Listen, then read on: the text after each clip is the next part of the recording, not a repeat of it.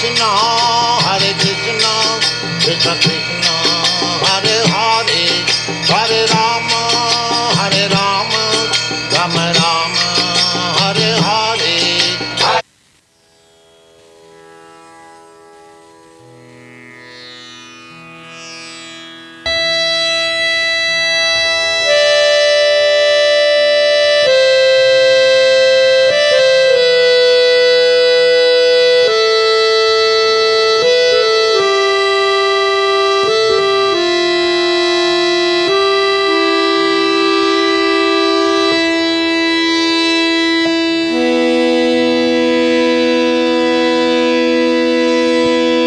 Om Jnana Timirandasya Jnananjana Shalakaya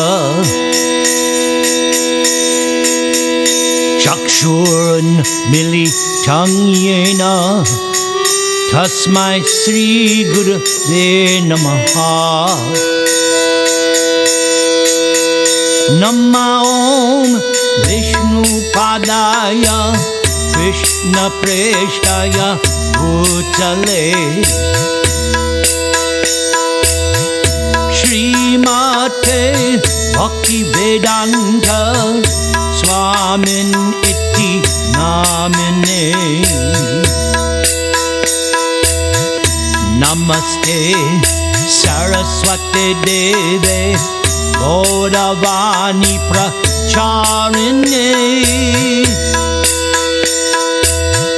Nirvishesha Shunyavadi Ashyatya Disha Tarine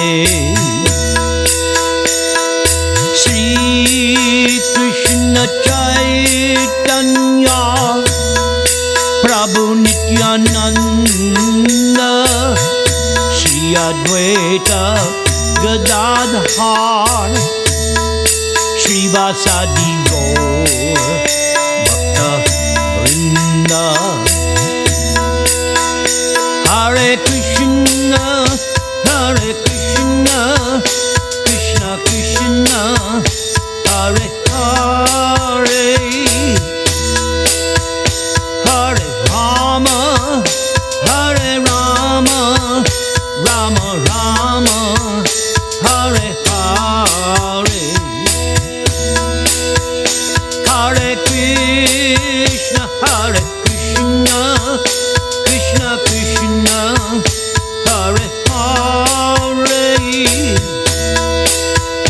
Hare Rama, Hare Rama, Rama Rama, Hare Hare, Hare Krishna, Hare Krishna, Krishna Krishna, Hare Hare, Hare Rama, Hare Rama, Rama Rama, Hare Hare.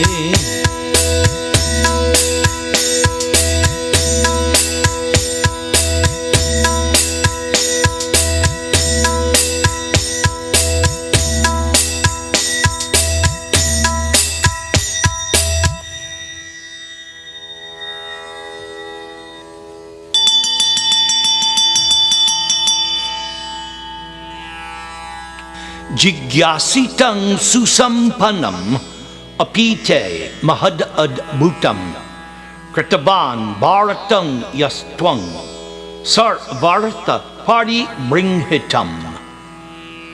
Sri Narada said, O Vyasadev, your inquiries were full, and your studies were also well fulfilled, and there is no doubt that you have prepared a great and wonderful literature known as the Mahabharata, which is full of all kinds of Vedic sequences elaborately explained. Achintya kalu ye bhava natang starkina yojayit prakritibhya parang yacha tad achintyasya lakshanam. Anything transcendental to material nature is called inconceivable, whereas arguments are all mundane.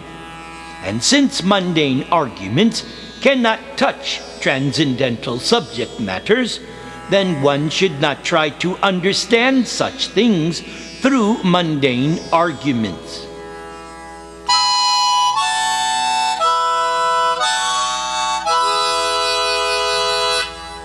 Om Namo Bhagavate Vasudevaya. Mahabharata, Part 1, Chapter 4. Duryodhana begins his evil schemes. The Pandavas began enjoying life in Hastinapur. They sported with the 100 sons of Dhritarashtra, who became known as the Kauravas. Pandu's sons excelled the Kauravas in all areas, in strength, knowledge, and prowess with weaponry. Bhima was especially powerful, and he took delight in defeating the Kauravas in sport. They could not equal him in anything. The exuberant Bhima possessed the indefatigable power of his divine father, Vayudeva. At wrestling and fighting, he was unapproachable and could easily hold off the attacks of any number of Kauravas. Out of a boyish sense of fun, he would often play practical jokes on the Kauravas, laughing when they became angered and they tried futilely to get back at Bhima. Duryodhana in particular found Bhima's antics and power intolerable. As the eldest son of the blind king, Duryodhana had enjoyed the most prestige in the Kuru house. The Kuru elders had carefully raised him, training him in the kingly arts, thinking of him as the potential future world emperor. Mindful of the omens seen at his birth, the elders were especially careful to teach him moral codes. The prince was both powerful and capable in all areas of weaponry and politics, and Duryodhana was accustomed to being the center of attention in the royal palace ever since his birth. But when the Pandavas arrived, however, all that changed. Pandu's sons were gentle, modest, and devoted to their elders. They soon became dear to Bhishma, Vidura, and the other senior Kurus. Their behavior was a welcome change from that of Duryodhana and his brothers, who tended to be self-centered and proud, and often quite arrogant. Duryodhana quickly became envious of his 5 cousins. His envy grew up like an oil-fed fire when he saw Bhima's pranks. So it so happened, after another day of humiliation at Bhima's hands, Duryodhana felt he could take no more. He spoke with Dushashan, the next eldest of the 100 Kauravas. "Oh, my dear brother, this Bhima is a constant thorn in our sides. He challenges all 100 of us at once, throwing us about like pieces of straw. Why, we cannot better him at anything. Even at eating, he humbles us by consuming as much as 20 of us put together. Something has to be done to check Bhima's pride." Duryodhana's eyes narrowed as he spoke. His intentions were vicious. The prince was inclined to wicked acts, and he had been spurred on by his uncle Shakuni, who had taken up residence now in Hastinapur. The Gandhara prince had been offended by Bhishma's decision to give his sister to the blind Dhritarashtra rather than to Pandu. Now he wanted his revenge, and so he involved himself in court intrigues in order to find a way to avenge himself against Bhishma. Hurting the Pandavas, who were obviously dear to Bhishma, was one good way. And of course, simultaneously he would be advancing the cause of his sister's sons. And Duryodhana was a willing accomplice. The young prince saw his scheming uncle as his mentor. When Duryodhana had come to him complaining about Bhima, it did not take much to convince him to do something terrible to the Pandava boy. Duryodhana revealed his heinous plan to Dushashan. "Tomorrow I shall feed this Bhima an enormous feast full of poison. And when he falls unconscious after eating, I shall bind his limbs and toss him into the Ganga. With Bhima gone, the other brothers will be helpless, and we can easily deal with them. Thus, my claim to the throne will be unchallenged." Dushashan smiled in agreement, for he too found Bhima's behavior intolerable, and like Duryodhana, had also found his own status in the Kuru house diminished since the arrival of the Pandavas. He put his arm around his brother, and the two of them made their way back to the palace, laughing together as they walked the forest path. The next morning, Duryodhana suggested that all the princes go to the river for some water sports. They soon mounted their shining chariots, which resembled cities, and had great wheels which rumbled like thunderclouds as they headed out, sending up clouds of dust. Upon arriving at the riverbank, the mighty youths dismounted from their cars, laughing and joking, and then entered the large pleasure house Dhritarashtra had built for them. The elegant palace was built of white marble, and it stood 7 stories high. Many colored flags and pennants flew from the tall golden flagstaffs on its roof. There were dozens of rooms offering every kind of luxury. Each room was tastefully decorated with tapestries, fine paintings, and ivory and coral furnishings, studded with gems and covered with golden cushions. Royal musicians and dancers stood by, ready to entertain the princes, and 100 of the king's select force of bodyguards stood ever ready to protect them. Once inside, Duryodhana invited everyone to enjoy the great feast he had arranged for them. Duryodhana led them through the mansion and out into the central gardens. The boys looked with pleasure upon the large ponds filled with red and blue lotuses and surrounded by soft grassy banks. Crystal waterfalls made tinkling sounds that blended with the singing of brightly colored exotic birds. The heady scent of numerous blossoms filled the air. Fine cushions had been arranged in lines on the grass, and many servants stood by, waiting to serve the feast. Duryodhana chose the seat next to Bhima. Then he ordered the servants to bring the food. The dishes were exquisite. Duryodhana had personally mixed the poison with the food that he had brought to Bhima. He then offered the plate to Bhima, feigning love and feeding him with his own hand. The guileless Bhima suspected nothing and cheerfully consumed his normal amount of food. Duryodhana rejoiced within as Bhima hungrily swallowed the poison cakes, pies, creams, drinks, and other preparations. And when the feast was over, Duryodhana suggested that they all go down to the river for sporting. The boys raced to the river in great joy.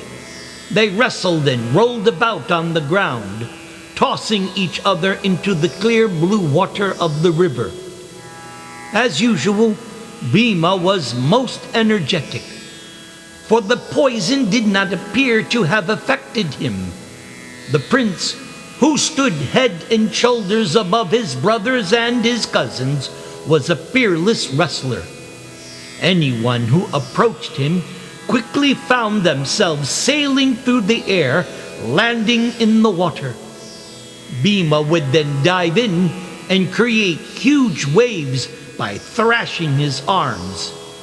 The other princes were then dunked under the waters by the playful Bhimasena.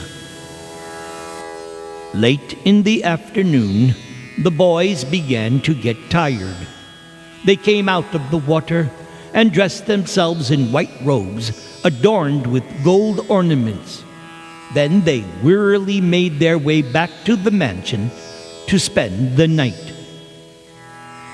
Bhima had consumed enough poison to kill 100 men, but it was not until evening that the son of the wind god began feeling its effects. As night fell, Bhima felt so drowsy that he decided to lay down by the river and take rest. Gradually, he lapsed into a deep sleep. When the other princes had gone back to the mansion, Duryodhana now saw his opportunity. So along with Dushashan, he bound Bhima's arms and legs with strong ropes. Looking furtively around, the two brothers quickly rolled the unconscious Prince Bhima into the river. Bhima sank to the bottom of the river and was carried away by underwater currents. The celestial abode of the divine serpent beings, known as the Nagas, could be reached through the Ganga, and so Bhima was swept along a mystical path right into their midst. At once the snakes began to bite the human so suddenly arrived among them. Their virulent poison proved to be just the right antidote to the plant poison Duryodhana had administered. Slowly, Bhima came back to his senses as the effect of the poison wore off. He woke to find himself on a strange riverbank, surrounded by large serpents bearing their fangs. Bhima burst the ropes binding his limbs. He picked up the snakes and dashed them to the ground.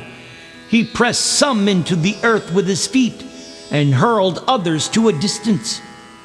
Seeing him render dozens of snakes unconscious, the others fled away in terror. The Nagas went quickly to their king Vasuki. With fearful voices they said, "O king, a human fell among us, bound with ropes. Perhaps he had been poisoned, for he was unconscious. When we bit him, he regained his senses and overpowered us. Why, you should go to him at once." Vasuki then assumed a human form, rose from his bejeweled throne, and walked gracefully out of his palace. Then a Naga chief named Arka went with him. Arka had lived long ago upon earth in human society. Indeed, he was Kunti's great-grandfather, and so he immediately recognized Bhima as his great-grandson. Smiling, he introduced himself and embraced the prince. Seeing this, Vasuki was pleased and said to Arka, "What service can we render this boy? Let us give him an abundance of gems and gold." Arka looked at the powerful Bhima and replied, "I think this prince would be best served by us if we let him partake of our rasa." Vasuki agreed. Bringing Bhima back to his palace, he arranged for pots of the ambrosial rasa to be brought for him. This drink was distilled from celestial herbs, and by drinking even one pot, a man would become permanently endowed with the vigor and strength of 1,000 elephants. The Nagas placed a number of such pots in front of Bhima, inviting him to drink. Bhima sat facing the east, and as he always did before eating or drinking, offered prayers to the Lord. He then lifted one of the large pots of rasa and quaffed it down in one gulp. The Nagas watched in amazement as Bhima drank 8 pots of the divine elixir, each in a single draught. Why, even the most powerful among the Nagas would not have been capable of such a feat. After Bhima had satisfied himself with the rasa, he again felt drowsy. Vasuki offered him a celestial bed, and the prince laid down. He remained in deep sleep for 8 days as his body assimilated all the rasa. On the 9th day he awoke, feeling strong beyond measure. The Nagas told him that the rasa had given him the strength of 10,000 elephants. Now he would be invincible in battle. Vasuki told Bhima to bathe in the nearby sacred waters of the Mandakini Ganga, then dress himself in the robes the Naga king had brought for him. Then he should quickly return to his home, as his kinfolk were in much anxiety about him. After Bhima had bathed and eaten the celestial foods the Nagas had provided, Bhima dressed himself in white silks and gold ornaments and was led to the river. They entered with Bhima, and within moments the Nagas brought him out of the water near the place where Bhima had been pushed in. Filled with wonder, Bhima ran back to Hastinapur. Meanwhile, in the city, Kunti had seen her sons arrive back without Bhima. The other princes were surprised that Bhima was not already there, for they had assumed Bhima must have gone ahead without them. Duryodhana and Dushasana, of course, feigned concern, but secretly they rejoiced, thinking Bhima to be dead. The virtuous-minded Yudhishthir simply believed that others were as honest as he was. So, suspecting nothing, Yudhishthir told Kunti, "We searched for Bhima in the gardens and mansion for a long time. We went into the woods and called out for him. Finally, we concluded he must have already left." Then Yudhishthir became fearful. Perhaps Bhima had been killed. Kunti shared Yudhishthir's fears, and so she asked him again to go to the mansion with his brothers and search for the missing Bhima. When her sons left, she summoned Vidura and said, "O wise one, I am indeed afraid for Bhima's safety. He did not return with the others. Yes, I often see an evil look in Duryodhana's eye. I know he is filled with malice towards Bhima. Perhaps Duryodhana has killed him." Kunti hoped Vidura would give her solace, for his words were always deeply considered and comforting. Vidura did not disappoint, and he replied, "O gentle lady, do not think in this way. The great Rishi Vyasadeva has said that your sons will be long-lived, and his words can never prove false, nor indeed can those of the gods who have predicted a great future for all of your sons." Still, Vidura remembered the omens surrounding Duryodhana's birth. He warned Kunti to be on guard, for that evil prince might try anything. For 8 days, Kunti and her sons waited anxiously for any news of Bhima. Then, early on the 9th day, they saw Bhima running towards them, his white silks flowing in the wind. Bhima came straight to Kunti and bowed at her feet. And as Bhima rose, each of his brothers embraced him warmly. With tears of joy, they eagerly asked where Bhima had been. Now Bhima knew everything about the circumstances by which he had come to be in the river. When he found himself bound with ropes, he had suspected the envious Duryodhana, and Vasuki confirmed his suspicions. The Naga king could see everything by virtue of his divine sight. Bhima related the whole story to his brothers, how he had gone to the Naga kingdom and had been given the rasa. The brothers could understand that even though the Kauravas had plotted Bhima's death, somehow by the arrangement of providence, Bhima had become most fortunate. Yudhishthir was shocked to learn of his cousin's antagonism. He considered the situation carefully. If the elders were informed of what had occurred, then there would be open enmity between the princes. Duryodhana would certainly try to dispose of them as quickly as possible. And the Pandavas' position was not strong. Their father was dead, and Dhritarashtra was the king. And he doted on Duryodhana and his other sons, and it was unlikely Dhritarashtra would side against his own sons just to protect his nephews.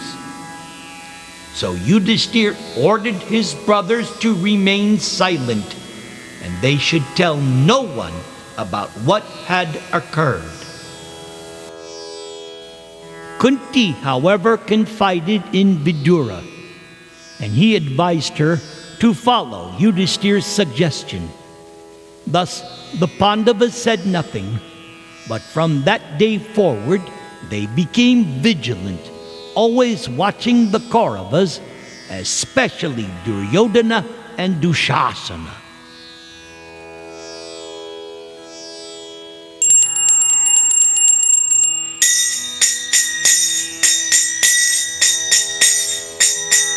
Namaste Narasimhaya Prahlad Ahlad Dayane Hiranya Kashipur Bhakshaha Shilatanka Nakalayi Ito Nrsimha Parato Nrsimho Yato Yami Tato Nrsimha Bahir Nrsimho Hridaye Nrsimho Nrsimham Ading Sharanam Prapadye Nrsimham Ading Sharanam Prapadye Namaste Narasimhaya Avakara Kamala Vare Nakam Adbhuta Sringam Dalita Hiranya Kashipu Tanubringam Keshavadita Narahari Rupa Jai Jagadisha Hare, Jaya Jagadisha Hare, Jaya Jagadisha Hare. Hare Krishna, Hare Krishna, Krishna Krishna, Hare Hare. Hare Rama, Hare Rama, Rama Rama, Hare Hare.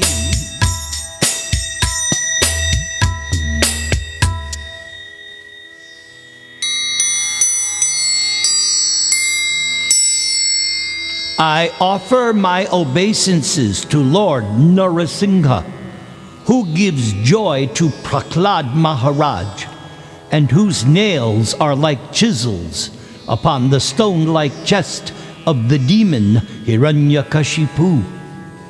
Lord Narsingha is here, and he is also over there. Indeed, wherever I go, Lord Narsingha is there. Narsingha Dev is in my heart, and he is outside as well. I surrender to Lord Narsingha, the origin of all things and the supreme refuge. O Keshava, O Lord of the universe, O Lord Hari, you have assumed this form of half man, half lion. All glories unto you.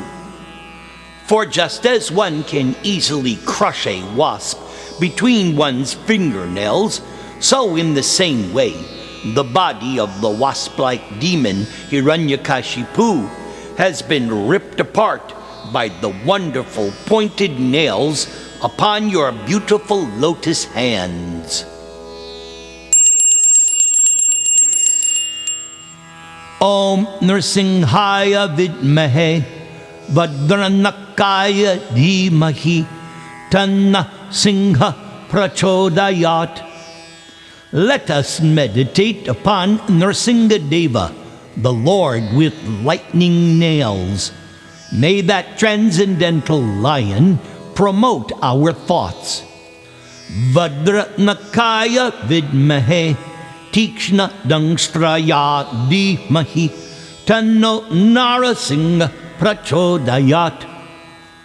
Let us meditate upon Narsingha Deva, who is known as the possessor of nails as hard as thunderbolts and also sharp teeth. Let us be enthused by Lord Narasingha. Hare Krishna, Hare Krishna, Krishna Krishna, Hare Hare, Hare Rama, Hare Rama, Rama Rama, Hare Hare.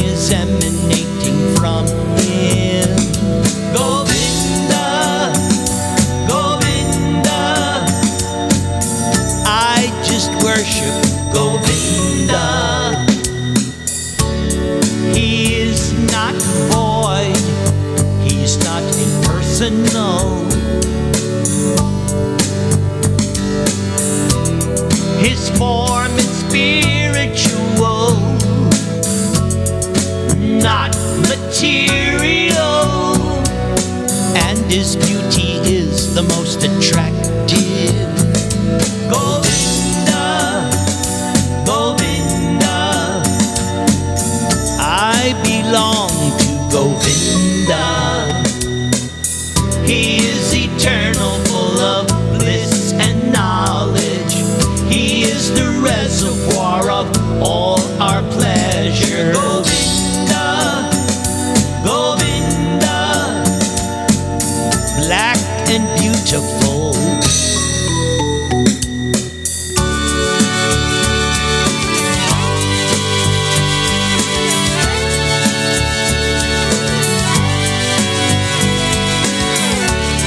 He is the goal of meditation.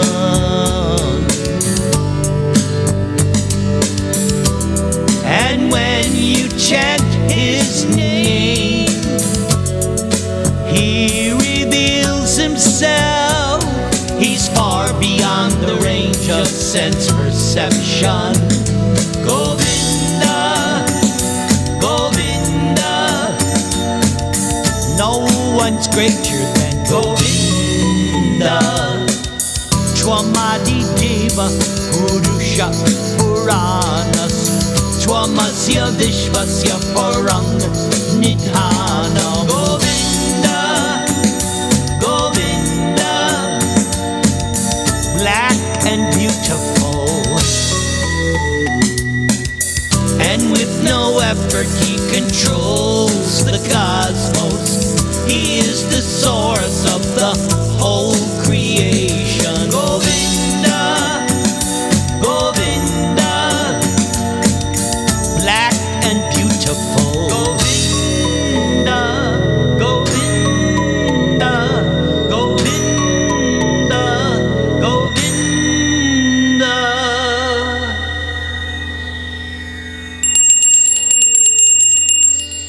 Ishwara Paramaha Krishnaha Sachid Ananda Vigraha Anadir Adir Govinda Sarva Karana Karanam. Krishna is the supreme controller. Krishna has an eternal, blissful, spiritual body. Krishna is the origin of all. And Krishna has no other origin, for he himself is the prime cause of all causes. And originally, Krishna is known as Govinda. Govinda is thus situated eternally in his spiritual potency, and the opulence of that spiritual potency is called Shad Aishvarya, indicating 6 kinds of opulences. And because Govinda possesses all spiritual potencies, all his desires are fulfilled. Thus, Krishna is accepted as the Supreme Personality of Godhead, according to the Vedas. Just to exhibit the strength of his own spiritual potency, Govinda manifested a form just suitable for his pastimes in this material world. This form was wonderful even for him, and was thus the supreme abode of the wealth of all good fortune. The limbs were so beautiful that they increased the beauty of the ornaments worn on different parts of Govinda's body. Govinda has many pastimes, of which his pastimes as a human being are the best. Govinda's form as a human being is the supreme transcendental form. In this form, Govinda is a cowherder boy. He carries a flute in his hand, and his youth is new. Govinda is also an expert dancer. And all of this is quite suitable for Govinda's pastimes as a human being. The wonderful form of Govinda in his personal feature is so great that it attracts even Govinda himself to taste his own association. Indeed, Krishna becomes very eager to taste it. Total beauty, knowledge, wealth, strength, fame, and renunciation are the 6 opulences of Govinda. Eternally, Govinda is situated in all of his opulences. Ornaments caress that body, but the transcendental body of Govinda is so beautiful that it beautifies the ornaments Govinda wears.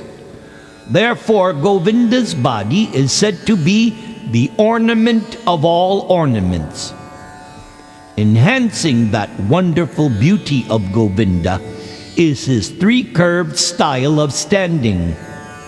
And above all of these beautiful features, Krishna's eyes dance and move obliquely, acting like arrows to pierce the minds of Srimati Radharani and the other gopis.